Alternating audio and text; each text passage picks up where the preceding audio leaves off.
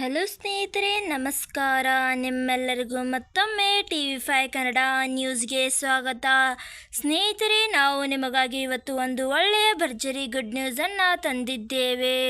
ರಾಜ್ಯ ಸರ್ಕಾರವು ನಿಮಗಾಗಿ ಒಂದು ಶಾಕ್ ಮತ್ತು ಒಂದು ಭರ್ಜರಿ ಗುಡ್ ನ್ಯೂಸನ್ನು ಕೊಟ್ಟಿದ್ದಾರೆ. ಹೌದು ಸ್ನೇಹಿತರೆ, ಆ ಸುದ್ದಿಗಳು ಯಾವುವು ಎಂದು ತಿಳಿದುಕೊಳ್ಳುವ ಮುನ್ನ ನೀವು ಇನ್ನೂ ಆದರೂ ನಮ್ಮ ಚಾನೆಲನ್ನು ಸಬ್ಸ್ಕ್ರೈಬ್ ಮಾಡಿಲ್ಲ ಅಂದರೆ ಈ ಕೂಡಲೇ ಸಬ್ಸ್ಕ್ರೈಬ್ ಮಾಡಿ. ಹಾಗಾದರೆ ಬನ್ನಿ ಫ್ರೆಂಡ್ಸ್, ಆ ಒಂದು ಸುದ್ದಿ ಏನೆಂದು ನೋಡೋಣ. ಒಂದೆಡೆ ರಾಜ್ಯದಲ್ಲಿ ಭೀಕರ ಬರಗಾಲದಿಂದ ರೈತರು ಕಂಗಾಲಾಗಿದ್ದಾರೆ. ಮತ್ತೊಂದೆಡೆ ಏಕಾಏಕಿ ಸುರಿದ ಗುಡುಗು ಸಹಿತ ಮಳೆಯಿಂದಾಗಿ ಬೆಳೆ ನಷ್ಟ ಮತ್ತು ಜಾನುವಾರುಗಳು ಸಾಯುವ ಭೀತಿ ಎದುರಾಗಿದೆ. ಏಪ್ರಿಲ್ ಕೊನೆಯ ವಾರದಿಂದ ರಾಜ್ಯದ ಹಲವೆಡೆ ಭಾರೀ ಮಳೆಯಾಗುತ್ತಿದ್ದು ಬೆಳೆ ಹಾನಿಯಾಗಿದೆ. ಚಾಮರಾಜನಗರ, ಮಂಡ್ಯ, ಮೈಸೂರು, ಹಾವೇರಿ ಮತ್ತು ಕಲಬುರಗಿಯಲ್ಲಿ ಕೃಷಿ ಮತ್ತು ತೋಟಗಾರಿಕೆ ಅವಲಂಬಿಸುವ ರೈತರು ಬಾಳೆ, ಈರುಳ್ಳಿ, ಟೊಮೆಟೊ ಸೇರಿದಂತೆ ಇತರೆ ಬೆಳೆಗಳನ್ನು ಕಳೆದುಕೊಂಡಿದ್ದಾರೆ. ಕರ್ನಾಟಕ ರಾಜ್ಯ ನೈಸರ್ಗಿಕ ವಿಕೋಪ ಉಸ್ತುವಾರಿ ಕೇಂದ್ರದ ಮಾಜಿ ನಿರ್ದೇಶಕ ಶ್ರೀನಿವಾಸ್ ರೆಡ್ಡಿ, ಬೀರು ಬೇಸಿಗೆಯಿಂದ ರೈತರ ಬೆಳೆಗಳಿಗೆ ಈಗಾಗಲೇ ಹಾನಿಯಾಗಿದೆ. ಜನವರಿ ಅಥವಾ ಫೆಬ್ರವರಿ ವೇಳೆಗೆ ಬಿತ್ತನೆ ಮಾಡಬೇಕಾಗಿತ್ತು. ಆದರೆ ಈ ವರ್ಷ ಮಳೆಯಾಗಿಲ್ಲ.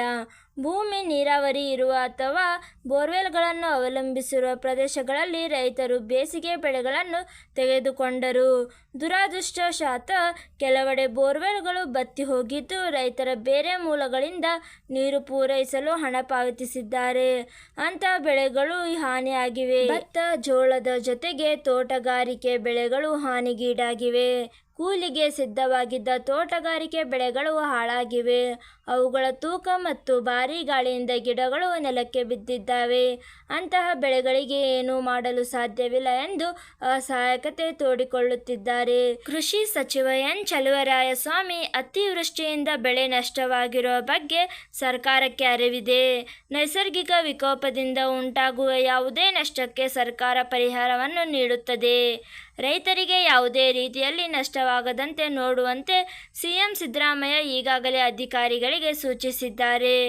ಆಯಾ ತಹಶೀಲ್ದಾರ್ಗಳನ್ನು ಇದನ್ನು ಕೈಗೆತ್ತಿಕೊಳ್ಳಲಿದ್ದು ಹಣ ಜಿಲ್ಲಾಧಿಕಾರಿಗಳ ಬಳಿ ಇದೆ ಎಂದು ಹೇಳಿದ್ದಾರೆ. ಕಂದಾಯ ಇಲಾಖೆಯ ಹಿರಿಯ ಅಧಿಕಾರಿಯೊಬ್ಬರು ನಷ್ಟವನ್ನು ಒಟ್ಟುಗೂಡಿಸುತ್ತಿದ್ದು ಒಂದೆರಡು ದಿನಗಳಲ್ಲಿ ನೈಜ ಚಿತ್ರಣ ಸಿಗಲಿದೆ ಎಂದರು. ಸಿಡಿಲು ಬಡಿದು ಹಲವೆಡೆ ಜಾನುವಾರುಗಳು ಮೃತಪಟ್ಟಿದ್ದು ರೈತರು ಕಂಗಾಲಾಗಿದ್ದಾರೆ. ಇತ್ತೀಚೆಗಷ್ಟೇ ಹೊಸಕೋಟೆ ಸಮೀಪದ ಗ್ರಾಮದಲ್ಲಿ ಸಿಡಿಲು ಬಡಿದು 50 ಮೇಕೆ ಕುರಿ ಹಾಗೂ ಕುರುಬರು ಮೃತಪಟ್ಟಿದ್ದರು. ತುಮಕೂರು ಜಿಲ್ಲೆ ಚಿಕ್ಕನಾಯಕನಹಳ್ಳಿ ಭಾನುವಾರ 20 ಕುರಿಗಳು ಬಲಿಯಾಗಿವೆ. ಕಳೆದ ಶುಕ್ರವಾರ ಚಾಮರಾಜನಗರದಲ್ಲಿ 14 ಕುರಿಗಳು ಮೃತಪಟ್ಟಿವೆ. ಈ ರೈತರಿಗೆ ಪರಿಹಾರ ನೀಡಲಾಗುವುದು. ಕಳೆದ ವರ್ಷ ನೈಋತ್ಯ ಮತ್ತು ಈಶಾನ್ಯ ಮಾನ್ಸೂನ್ ವಿಫಲವಾದ ನಂತರ ರಾಜ್ಯ ಸರ್ಕಾರವು 223 ತಾಲೂಕುಗಳನ್ನು ಬರಪೀಡಿತ ಎಂದು ಘೋಷಿಸಿತ್ತು. ಬರ ಪರಿಹಾರಕ್ಕಾಗಿ 18,177 ಕೋಟಿ ರೂಪಾಯಿ ಆರ್ಥಿಕ ನೆರವು ಕೋರಿತ್ತು. 46.11 ಲಕ್ಷ ಹೆಕ್ಟೇರ್ ಕೃಷಿ ಭೂಮಿ ಹಾಗೂ 2.6 ಲಕ್ಷ ಹೆಕ್ಟೇರ್ ತೋಟಗಾರಿಕೆ ಭೂಮಿಯಲ್ಲಿ ಬೆಳೆ ನಷ್ಟದ ಅಂದಾಜು ಪಟ್ಟಿ ತಯಾರಿಸಲಾಗಿದೆ.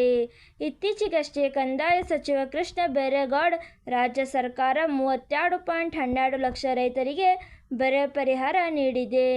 2 ಲಕ್ಷಕ್ಕೂ ಅಧಿಕ ರೈತರ ದಾಖಲೆಗಳನ್ನು ಅಧಿಕಾರಿಗಳು ಪರಿಶೀಲಿಸಿದ್ದು ಪ್ರತಿಯೊಬ್ಬರಿಗೂ 4,000 ರೂಪಾಯಿ ನೀಡಲಾಗುವುದು ಎಂದು ಹೇಳಿದ್ದರು. ಪರಿಹಾರ ಪಟ್ಟದಲ್ಲಿ ನೋಂದಣಿಯಾಗಿದ್ದ 1.63 ಲಕ್ಷ ರೈತರಿಗೆ ಪರಿಹಾರ ನೀಡಲು ನಿರ್ಧರಿಸಲಾಗಿದೆ ಎಂದು ಕಂದಾಯ ಇಲಾಖೆ ಮೂಲಗಳು ತಿಳಿಸಿವೆ.